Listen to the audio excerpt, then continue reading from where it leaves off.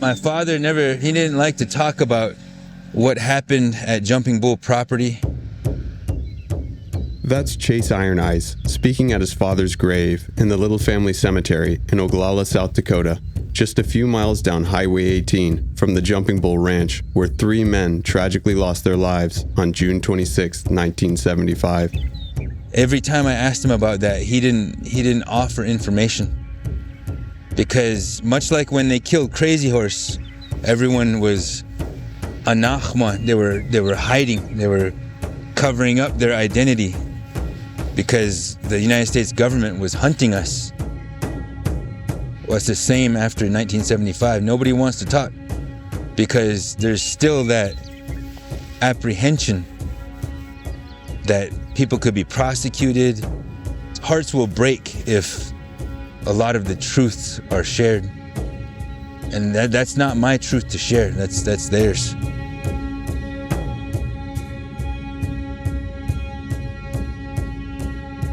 You're listening to Leonard, a podcast series about Leonard Peltier, one of America's longest-serving political prisoners.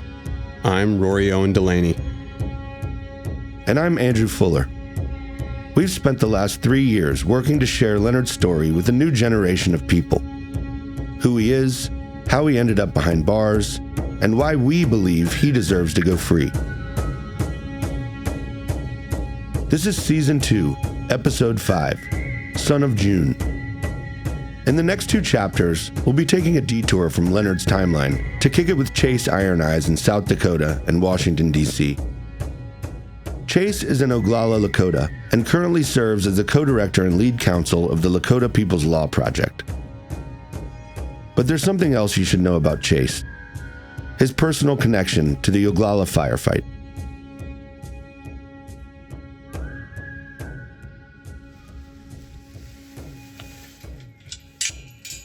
It's an overcast morning in early May 2021, and rain clouds are gathering above the Little Family Cemetery, a small plot of land containing 100 graves or so. Chase kneels to rearrange several large stones and resets an upturned American flag by his father's memorial. A small photo of Wallace June Little adorns the headstone above an emblem of the American Indian movement. Chase stands, lights a cigarette, and offers tobacco smoke to the 4 directions.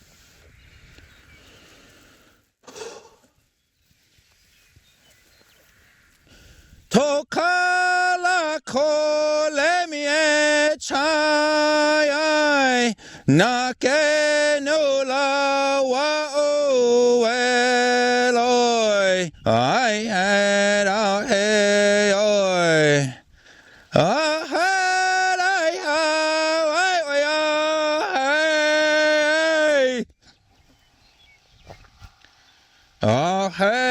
had I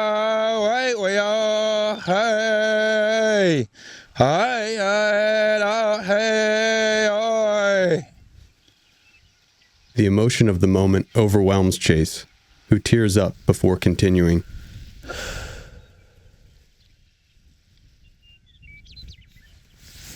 I don't come see my dad very often. June Little. Wallace June Little. He was a Wounded Knee veteran, 2 tours in Vietnam, Custer riots, Mount Rushmore. He was a quiet, reserved man of action. Hook Ichiab, they used to call him Hook, because he had 1 arm and 1 eye. He lost his arm and his eye in our struggle for liberation. My father had experience in explosives that he gained from the United States Army. We have to assume that he was preparing some implements that went beyond civil resistance to assert our international struggle, our international character, to be our own nation. So today I wanted to send some tobacco smoke and honor my father in this way.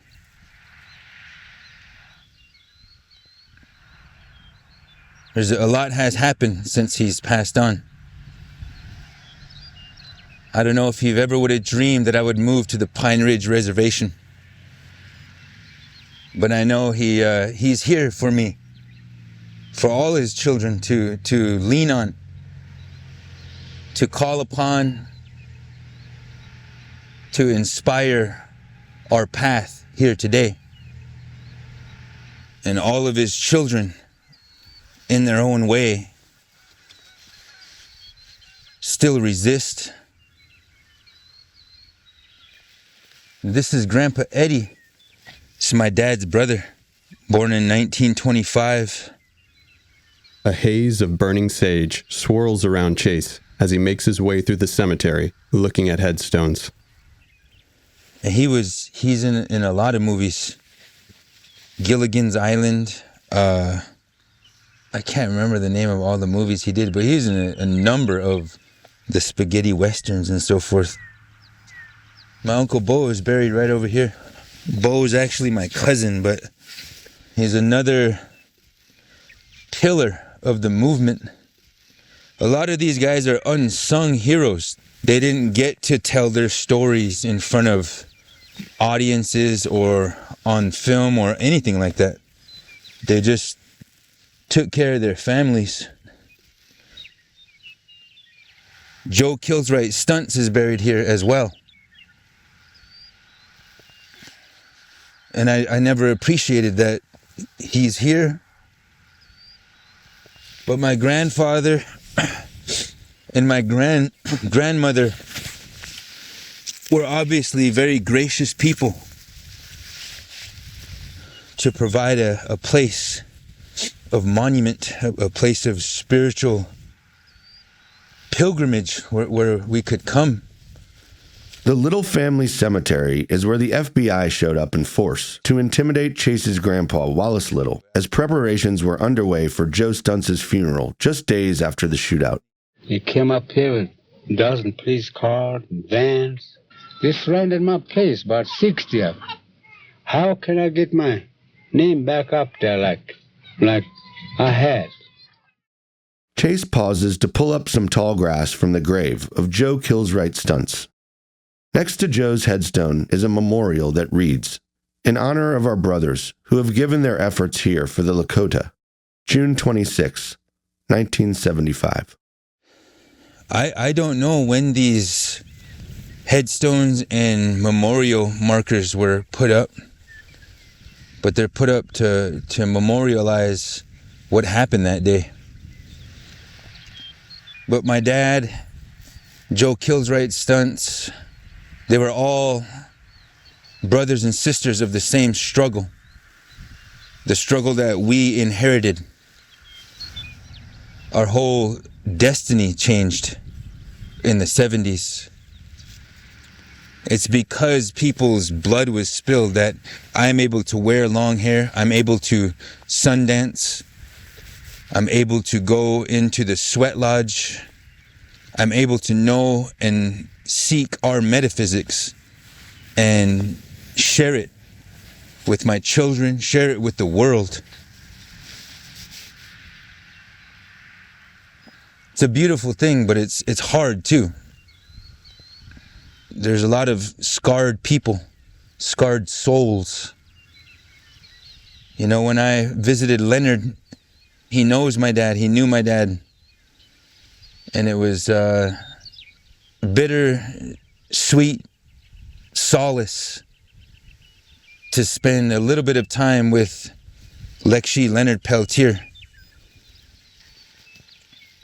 And we'll never stop calling for his freedom, because our freedom is bound up in Leonard's political imprisonment. Howana miglushta hohechituelo. Dakwas. As we are winding things up, a red SUV drives slowly by the cemetery and parks behind us in the ditch off Highway 18. A man in white jeans and a black cowboy hat emerges from the vehicle in a surgical mask. Chase goes to meet him. A car went by and said, Multiple cars, yeah. In a ditch over there, so I said, well, I better go up there. with my wife. You never know. See, but The cowboy is Chase's uncle, June's brother, Ernest Little. Occasionally, camera crews turn up at the cemetery, so Ernie was checking us out. After learning who Chase is, the conversation quickly turns to June. I seen them, our Indian veterans struggled because some of them wanted to live here on this trust land, and the way that's set up is really difficult. And It is. I seen your dad get turned down 3 or 4 times for his veteran home loan. Housing loan. Then I seen him fight, and he basically died from that Agent Orange trying to get his pension. Yeah, I did not know he was only 55. He wasn't that old, Lived a lot of stuff in them years. But because of his difficulty with his service-connected benefits, he went over there in that occupation, and just became an activist. Wow. And Bo was the same way, Yeah. Bo, one time I was sitting with him, and he said, Bo, he said, one time, Uncle, he said, them rounds were going off over there, and he said, I was scared, and June, what are you doing? I said, June said, you got a gun? I said, yeah, well, use it. He's just cool. Oh, man. And it was just real, that thing, My daddy always taught us to say something. If wrong, say something. So I learned that from him, and it served me well. Oh, All of his family was like that. strong people, just stand upright. So how long, Uncle Ernie, have you been kind of the last child of Wallace Yeah, to ranch and to oversee the flat here? yeah, probably the last real person here. Probably in, probably the end of the '60s and stuff. Oh. Kind of get emotional when I talk about things like that, So. Well, it's, this is where my dad grew up with my Uncle Ernie. And I never knew these here things were this steep. These pretty much cliffs there. It was our sleigh riding hill. When we did that. Holy crap. Got knocked out when he fell off. Yeah, just... No kidding. For some of the things you guys probably did, CPS would have got called, The cemetery sits on a flat above the little farm. Past the farm, the land rises into a craggy ridgeline that is dotted with trees. Picturesque terrain for hiking, mountain biking, or tripping on psychedelics. It's beautiful. It's so beautiful here, bro.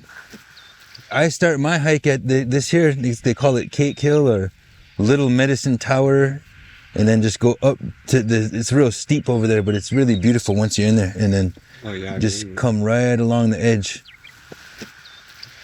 I've never been to those buttes right there, though. I've never been beyond that. That big hill up there, that's where the Running Hawks land was. A lot of their people are buried there, but there's some Cavalry Scout markers up there. Whoa, what the heck? Anyway, thank you for letting us come on. Okay. Well, thank you. Yeah, Wopila. Thank you for sharing that, because now, so I could know, I'll tell my kids, A light rain falls as Chase locks up the cemetery. Wow, just to hear some of that family history. I had no idea. I don't know if I would have got Uncle Ern to come up here and talk if I would have went and asked him. So it worked out okay, Because I thought he was gonna be mad at first, but once he saw what I was doing, then he was okay.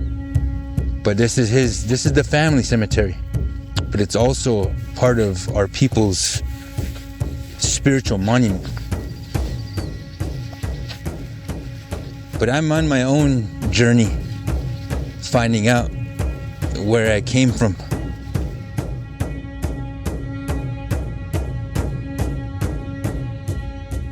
After the break, we take a ride with Dan the Man.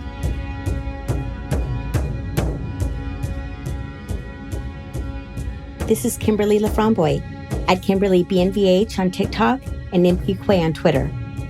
You're listening to Leonard, a podcast series about Leonard Peltier, one of America's longest-serving political prisoners. My connection to Leonard is deeply personal.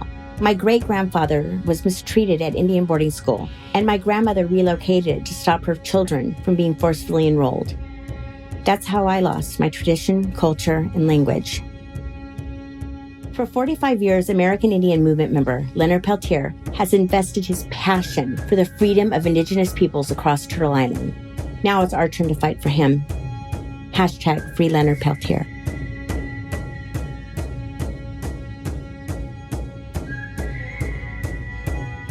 We overnighted in Pine Ridge at the Prairie Wind Hotel and Casino. The place was mostly empty, and it felt like we were either in a Coen Brothers dramedy or a Kubrick tragedy. It was fine. It was a roof over our head and a place to charge our batteries. Plus, there was a restaurant inside that stayed open past 8 p.m. Which is worth noting, because there's not a ton of dining options on the res, as you might have guessed. There's the casino restaurant as mentioned. There's Higher Ground Coffee House, a great little mom and pop place that sells sandwiches but offers limited hours. And then there's a Pizza Hut, a Subway, a Taco John's, and whatever you can scrounge up at Big Daddy Bat's, the go-to gas station and convenience mart. After you leave the main drag, that's pretty much it. Of course, back in the 70s and Leonard's day, none of these spots even existed. If you wanted to go out to a restaurant, you drove to Rushville, Nebraska. So comparatively speaking, we were spoiled. In the morning, we buy groceries at Bowie Foods in Pine Ridge Village. When we emerge, Chase introduces his dad's old friend, Dan Merrival, who agrees to an impromptu guided tour. Nobody knows. This stuff is not written anywhere. Whatever Dan tell you. It's another windy, overcast day with rain in the forecast. Just act like you're telling me a story, hey? It's really good, Dan. As we mic up Dan, Chase drives ahead in his battle-tested Prius. Place to be today. Back in the day, this place was considered the most dangerous place to live in. What is this little square called? Right here? Yeah. This is the Bowie's parking lot. This here supermarket used to be called Sioux Nation. In addition to the Bowie Foods, the block, a nondescript strip mall on Main Street, is home to Star Buds, a new cannabis dispensary that had popped up since our last visit. It's also the site of Billy Mills Hall, where Dennis Banks and Russell Means celebrated their takeover of the BIA building back on the res. Billy Mills is an Oglala Lakota, former track and field athlete who won a gold medal in the 10,000 meters at the 1964 Tokyo Olympics, a victory that still ranks as one of the greatest Olympic upsets of all time. To your right. To your right. Then on top of the hill to your left. All right. This used to be an aim house. One of the main aim houses, this one on the top, the blue one. That's where Debbie Richards and them lived. And the goons come by and done a drive-by and sprayed it with bullets and got her little son in the arm. And then take a left. The Richard family were the victims of a drive-by shooting that wounded 5 family members one evening back in 1974. I got hit in 2 places, and then I saw John's arm go. That's Debbie Richard speaking about the experience for the 1990 Frontline documentary, The Spirit of Crazy Horse. And then I just laid down with him, and then just that quickly it was over. The house was full of powder from the walls, and I turned and I was running into the kitchen, and there was just blood everywhere, and Lulu was laying half in and half out of the house, and Dokes was under the table, and it was just total confusion. There were kids laying all over. My other little sisters and my little stepsisters were laying on the ground. I didn't know who was dead, who was alive. Fortunately, no one was killed in that attack. And although they never found out who shot them, the family suspected the gunmen were undercover police officers sent by Dick Wilson, who was looking to settle scores with his political enemies. The main goon town was where we come from, Pine Ridge. And then take a left right here. Left. And that's my house over there on the corner, too. That used to be one of the main AIM houses, too. Dan grew up on Pine Ridge and joined AIM in the 8th grade. This is, they call it the meth block here. There's a lot of meth dealers around here. I'm working with one of my mentors. His name's Window Yellowboo. And we're working on getting a Kichida society together. That's like a warrior society. One of the results we want is to get it where our traditional law will supersede federal and tribal law. And then from there, we're going to go after these meth dealers and get them the hell out of here.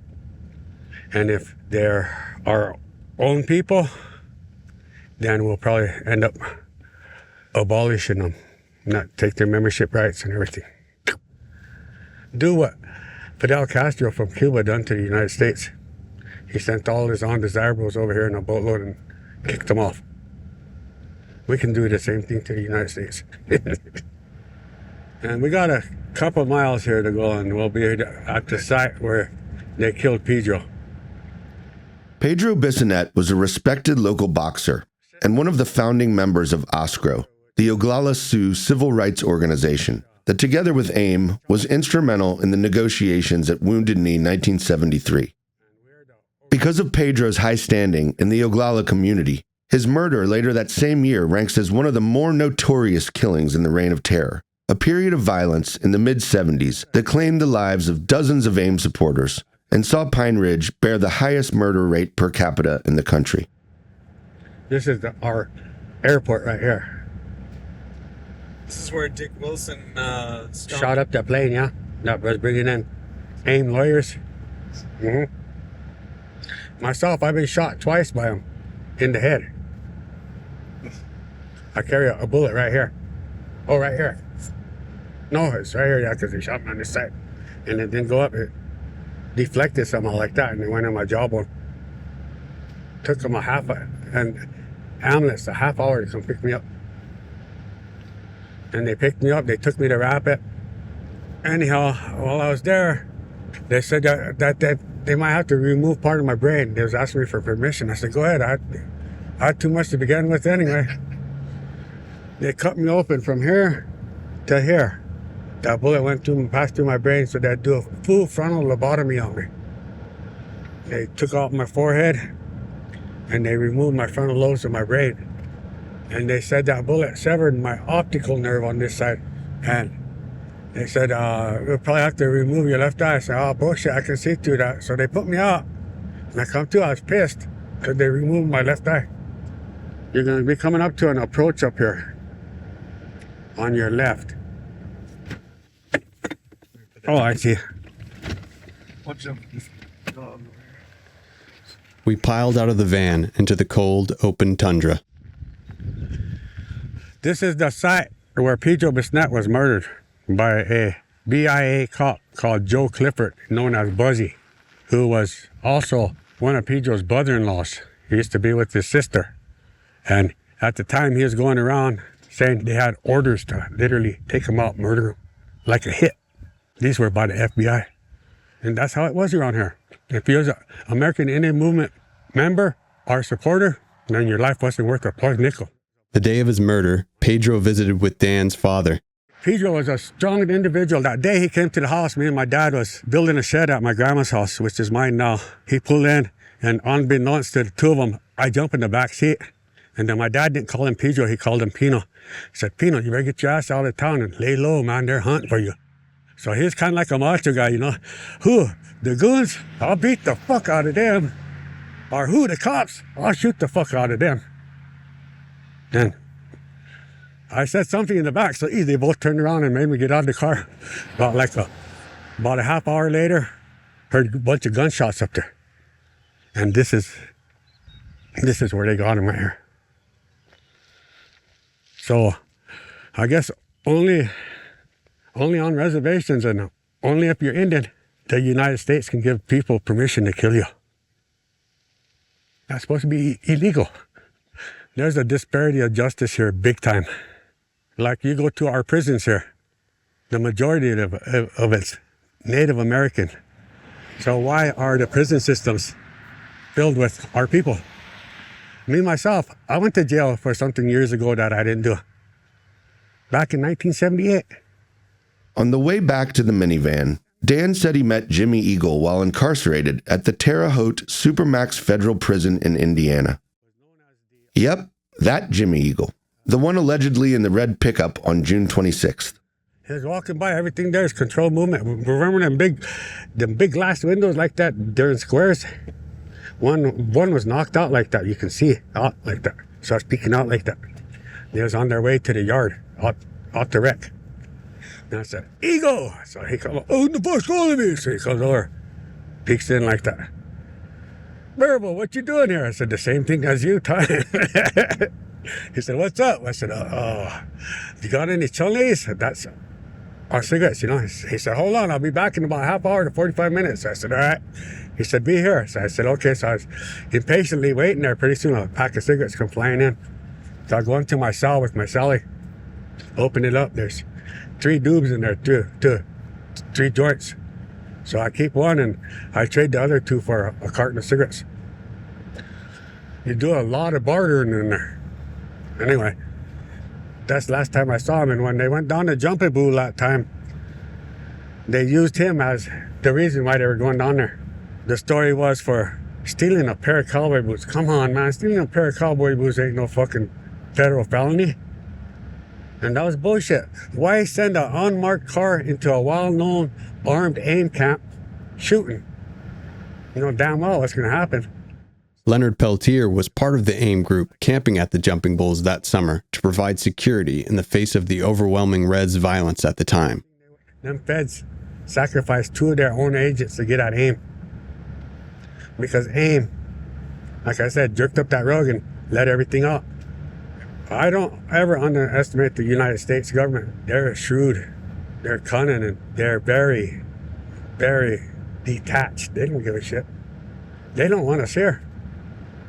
We're a big hindrance to them, like money-wise.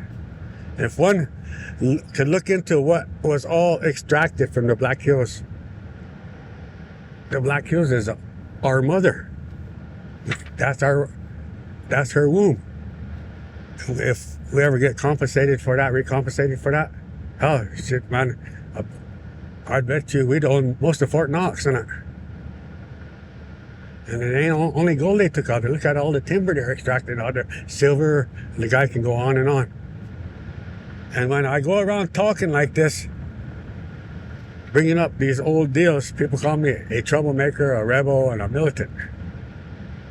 But someone needs to tell the story.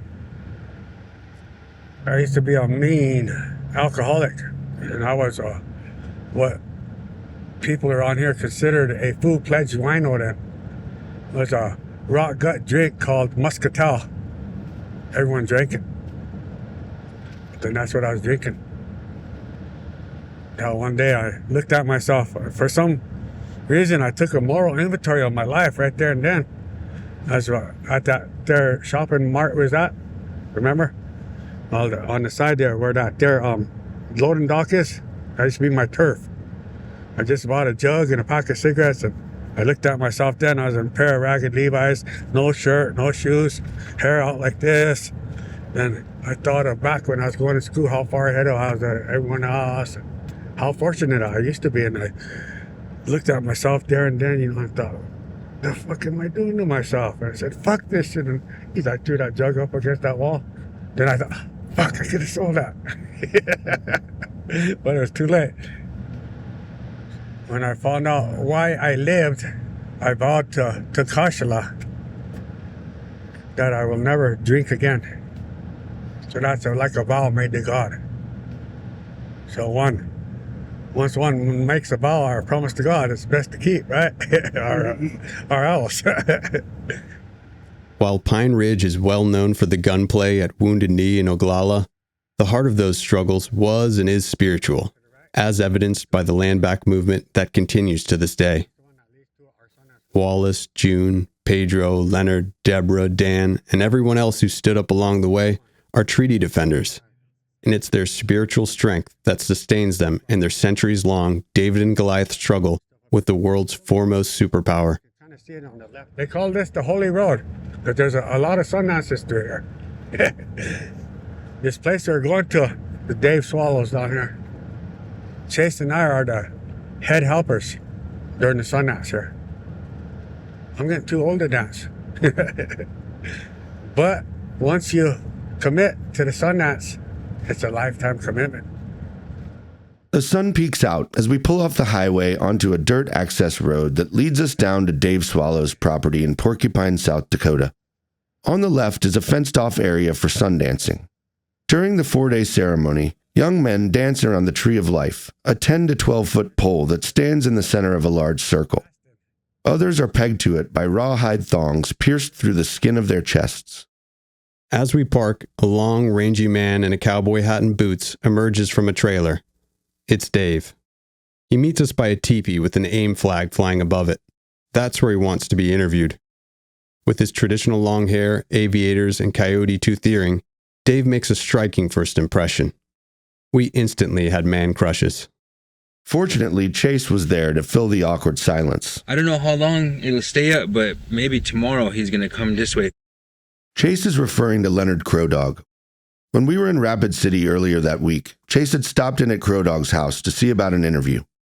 Crow Dog's health was fragile, so he suggested meeting up in a few days in Pine Ridge. Chase mentioned Dave Swallow's teepee as a possible location. And so he was really happy about that. So, I don't know. It's hard to get Crow Dog to travel, though, because he's older now, you know? But we got to meet him. Yeah, he's older. Got to meet him. Yeah. He's only 2 years older than I am. What? Wow, stay. That's Keely. Yeah, I think he's 72. See, I always look at Dave like he's 60, 70. you know? I think the oldest one here is Eli Tail. Oh, yeah. 82 now. He's the oldest. Yeah. I said to these boys, I don't want none of you. Call me an elder. Eventually, Dave leads us into the teepee, which is large enough to accommodate our crew of 6 people comfortably. Oh, yeah. My name is Dave Swallow. I live here in Porcupine, South Dakota. Pine Ridge Indian Reservation, also known as Camp 344. You know, I'm from here. I'm a Lakota. I'm not a Indian. I'm not a Native American. I'm a Lakota, the first of all.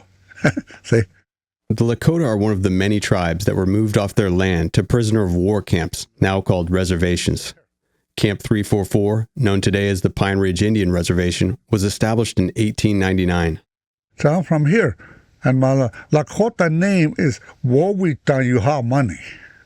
Of course, you wouldn't understand that. That's the language of this land. See? Lakota language is the first language of this land. In my lifetime here, there's a lot of incidents occur on this reservation here. I will try to remember as much as I can. As things are getting underway, a family member passes out choke cherry iced teas. That's that good tea, don't worry. Yeah, it's really good tea. no worries. As a matter of fact, it's got antibiotics in there, natural antibiotic. See? So, Wowita Yuha Money. That was given to me long time ago in a ceremony, you know. And I carry that name. So Wowita Yuha Money means walks with pride. That's who I am, you know. Among my people, Lakota people, you know, like that. Of course, today we're having a hard time. Ever since we try to live the American way, we're having a rough time because we don't know how to live the American way, you know.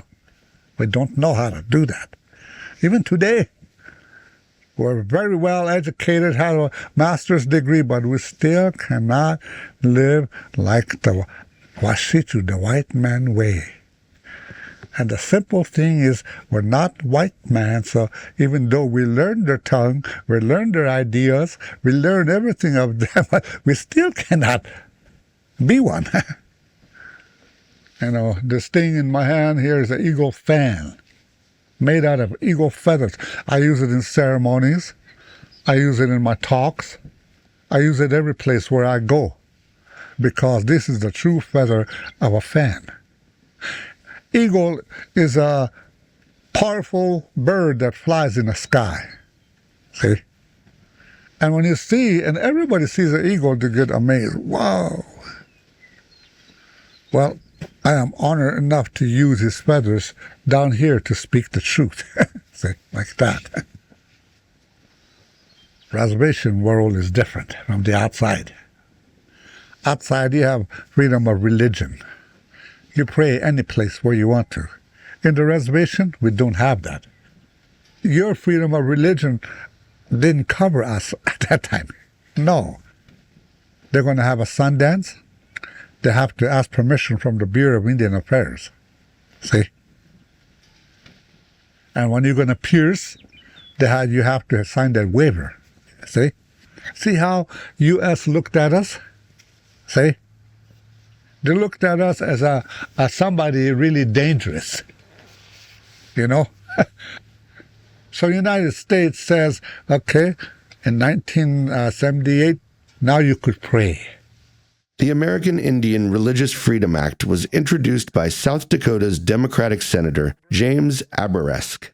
Although the First Amendment of the Constitution guaranteed every American the right to practice any religion of their choosing when it was ratified by Congress in 1788, it took another 190 years for the same right to be extended to the first peoples of the United States.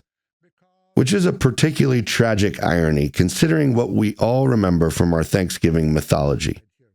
How the Pilgrims were driven out of England because of their puritanical beliefs, and how the Native Americans saved them from starvation that first cruel winter.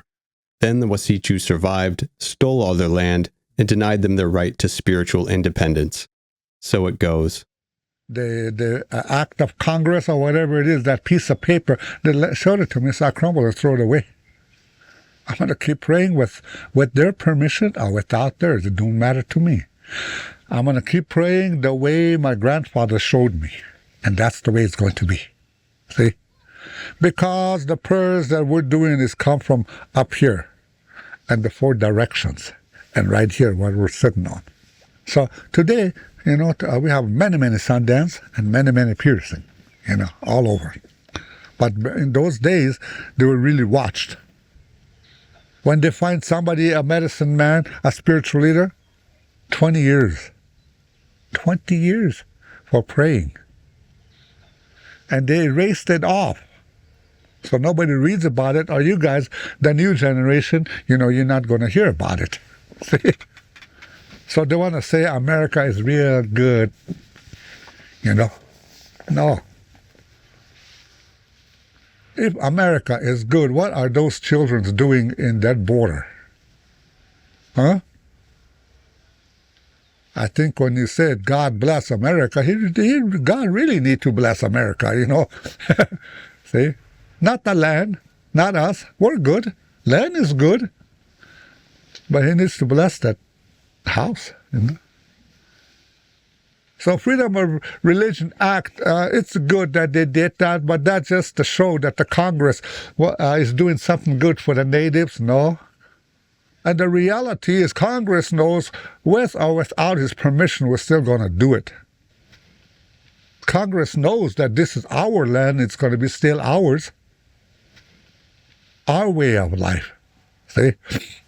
What if I bring an American and try to force him to live my Lakota ways? He ain't going to know nothing. He don't know nothing about being a Lakota. You don't even know one language of Lakota. So where does that put you if you come to my world? Huh? See? See what I'm saying? Yeah. So when they passed the Freedom of Religion Act and they said that we did something great for them, no, they didn't do nothing great. So, yeah, that's just a piece of paper. And they're trying to pull, authority over us by giving us freedom of religion. See? They're trying to do that.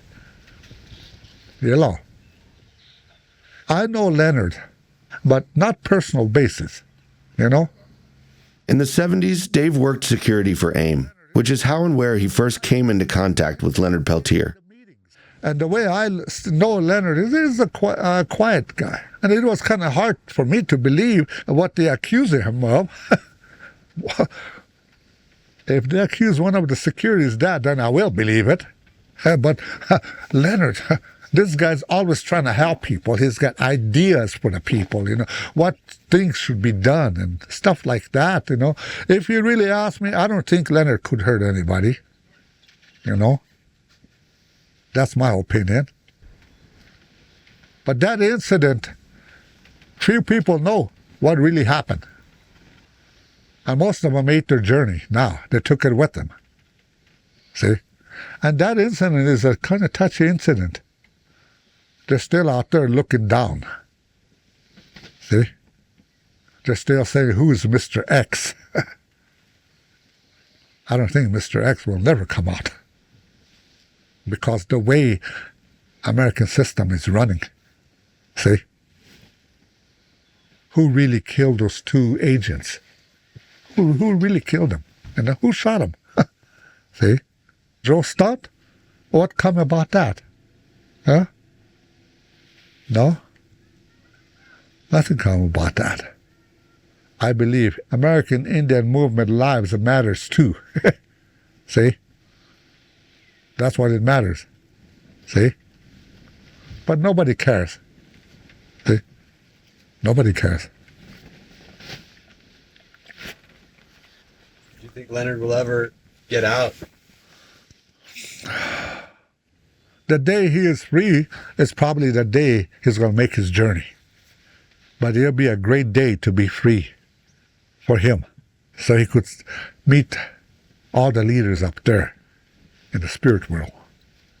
Leonard is a great symbol to us and all indigenous people. That's how much hate America has for the indigenous people. See? The American law system, it was created by the home stealers, I call them, created by the timbers, cutters, created by the miners, created by the farmers. Those laws in Washington is created by you white people because you want the resource here. See? Any war, things happen. Any war. You ever been to conflict, war? None of you. Well, you're lucky, very lucky. Ugly things happen. You know, any place that has a conflict, war. And up till today, FBI, they're supposed to be relies on the facts, but they lied. And they fabricated, but nobody can do nothing. See? It don't matter if you're innocent or not. It's the color of your skin. That is why they made the white law. As long as there's a American law system, no, they ain't gonna let Leonard free. They let free of other criminals. Every president have a choice when they have to go. They have to free somebody. But no, America put Leonard in there. Why? Because of the land and the way of life that he's one of them that tried to protect. See? So if they ever set Leonard free, that means America gave up and believed on us, and they don't want to do that. See? They don't want to. But that's the way of a life of a warrior, and he is accepting it, like we all accept it. If I chose to be a warrior, that's the way it's going to be.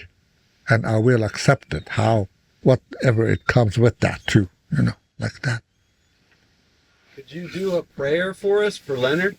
Also like if you Oglala Lakota, I want to say a few words like that, in Lakota. Oh. Even Wocheke, Leonard Peltier. Uh-huh. I will say a prayer, and the Lakota Wocheke, I'm going to use the Lakota language here. Those of you that do understand Lakota language, keep swimming and learning and stay. Leonard,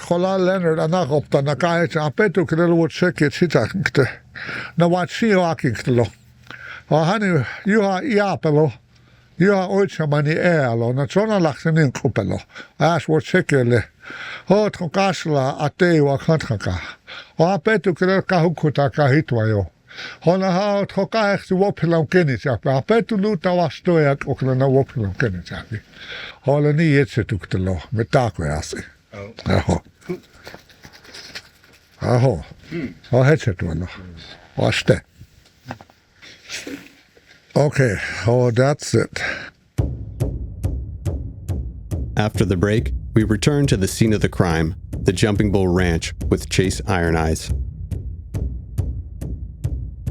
This is Talia Yarina Carol Cachimuel, curator of political advocacy exhibition, The Fight to Free Leonard Peltier, Honoring Indigenous Culture and Heritage.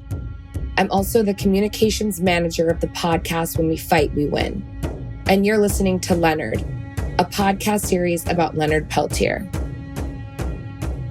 I remember standing in the rain as a little girl at the National Day of Mourning and hearing the Free Leonard Peltier chants over and over again. It was such a visceral feeling that even at a young age, I knew that something was wrong and that my community wasn't going to give up. Indigenous resistance and the fight to defend our land, culture, and heritage has been active and prevalent since the beginning of time. It is now our obligation to listen to the voices of Indigenous people who are fighting for our liberation. In the case of Leonard, the consequences of this accusation from the FBI has caused harm to an innocent man for decades. His wrongful conviction is evidence of how little respect and dignity the United States government has for Native people. We must continue to fight for him, never give up, and push President Joe Biden to grant clemency to free Leonard Peltier. Our team at When We Fight, We Win is producing a podcast episode about Leonard, which will be released on April 18th, and features an interview with Carol Goki, who is director of the International Leonard Peltier Defense Committee. Please make sure to check out our podcast, which will be available on all streaming platforms, and visit us at www.whenwefightwewin.com/podcast, or on Facebook and Instagram at When We Fight, We Win, and on Twitter at We Fight and Win.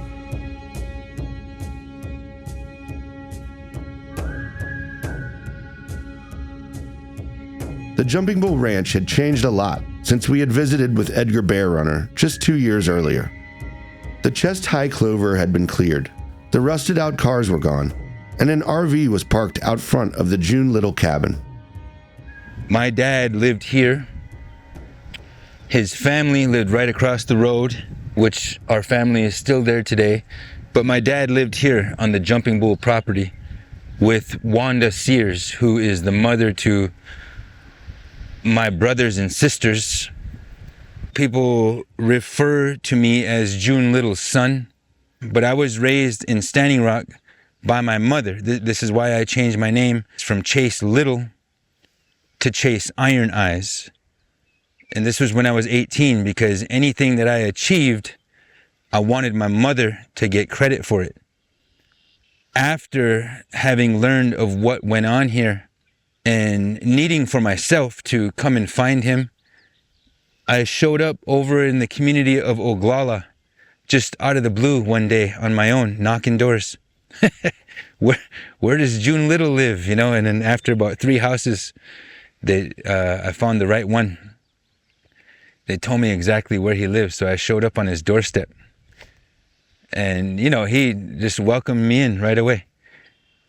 And so I didn't have a father-to-son relationship with my dad until I was 17. And then he passed away when I was 22 years old, 21 years old, right around there.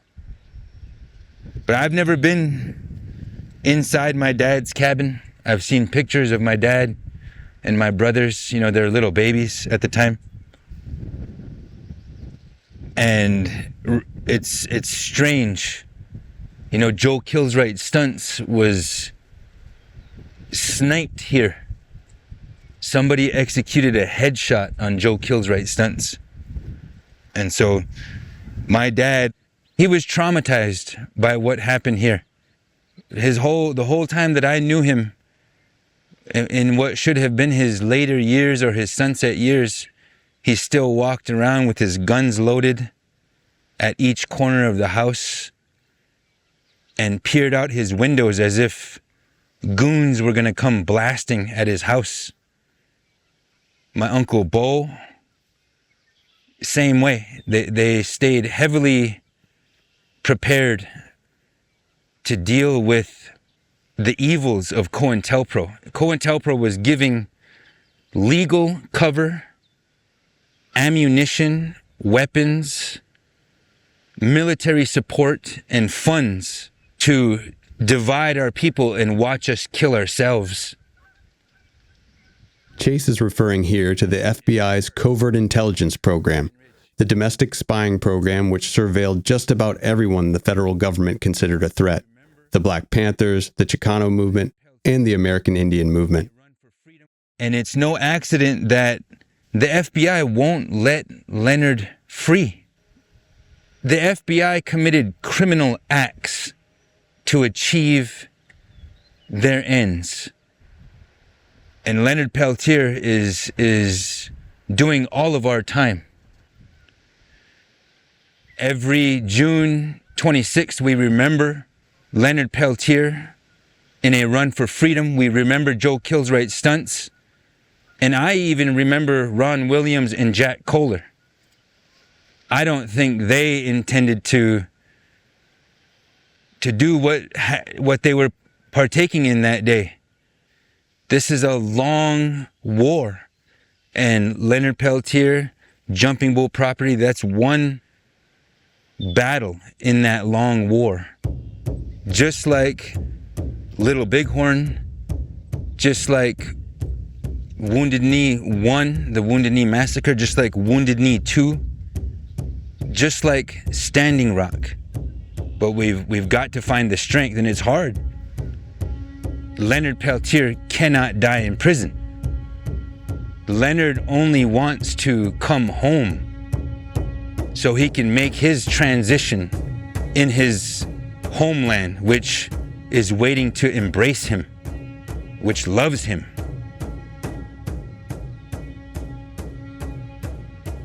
I don't know what to say about Leonard. I don't know how he keeps it together in there, but he's strong.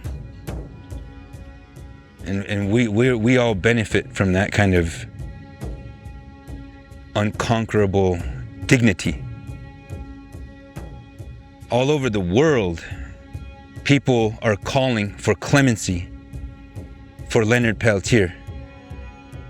We can never lose faith in knowing he should be free.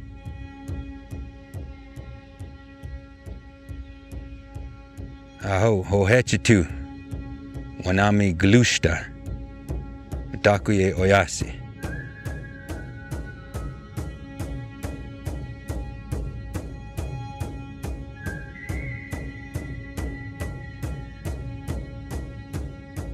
This episode is dedicated to Leonard Crowdog and Deborah White Plume, who both passed away last year. News and notes. February 6th, 2022 marked Leonard Peltier's 47th year behind bars, an anniversary he spent in solitary confinement after contracting COVID-19 in late January. Thankfully, he was able to weather the storm and beat this horrific virus. But it took a lot out of him. So please keep Leonard in your thoughts. And please continue to call the White House comment line at 202-456-1111, Tuesday through Thursday, between the hours of 11 a.m. and 3 p.m. Eastern Standard Time, to leave a message for President Biden. Leonard's attorney, Judge Kevin H. Sharp, says staff is paying close attention to the call volume. So put the White House on speed dial and ask President Biden to free Leonard Peltier. Also, if you like what you've been hearing, please leave us a review on Apple Podcasts. It really does help to get the word out. This podcast is produced, written, and edited on Tongva land by Rory Owen Delaney and Andrew Fuller. Kevin McKiernan serves as our consulting producer. Thanks to Bobby Halverson for the original music we're using throughout this series. Thanks to Maya Meinert and Emily Deutsch for helping support us while we do what we hope is important work. Thanks to Chase Iron Eyes, Ernest Little, Dan Merrival, and Dave Swallow for spending so much time with us.